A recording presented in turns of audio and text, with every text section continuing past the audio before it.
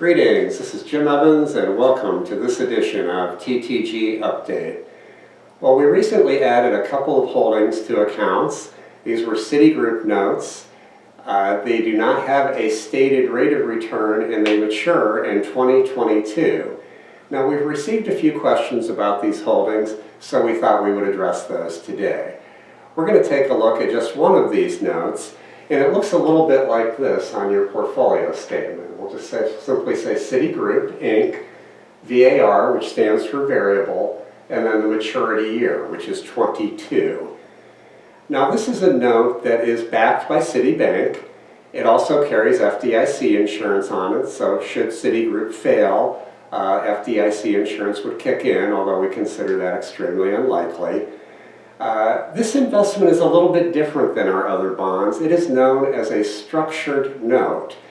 And it's not simply money that's invested in Citigroup at a fixed rate of interest. Rather, it's a note that is structured around several components. So let's take a look at those components now. The first component is the KRE, also known as the Regional Bank Index. Now, by regional banks, we mean Huntington, KeyBank, PNC Bank, Fifth Third. These are all regional banks.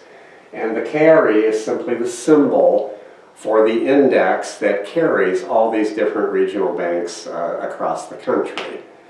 The first component, or the first building block, if you will, is that the regional bank index must stay at a level that is 60% or greater than it was in August when we bought this note. So that's building block one. Building block two is the contingent rate. Now, the rate on this bond is 12% per year. They pay that quarterly, 3% per quarter.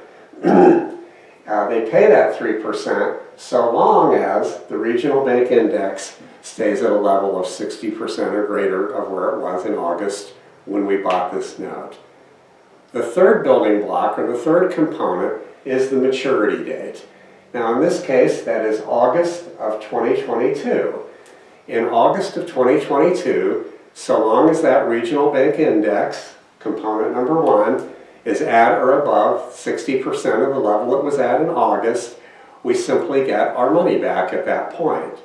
If not, then we get a prorated amount of our money back.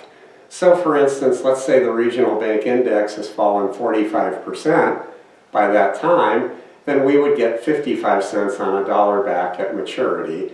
Now, if that happened, we would simply reinvest in the regional banks and ride them back up to fair value. So, let's summarize. This is a note that will pay us 24% over the next 2 years, and it will then pay us back our principal, so long as the regional bank index is at or above 60% of its level as of August of 2020. Now, we think that there's a very low risk of it falling below this level, and so we thought that the 24% return was an outsized return for the risk that we were taking. Now, because regular interest rates are not helpful to our clients right now because of the low interest rate environment, we will be looking for opportunities like this to add to your portfolio and add to your income. We hope you found this information helpful. So long, stay safe, and have a great day.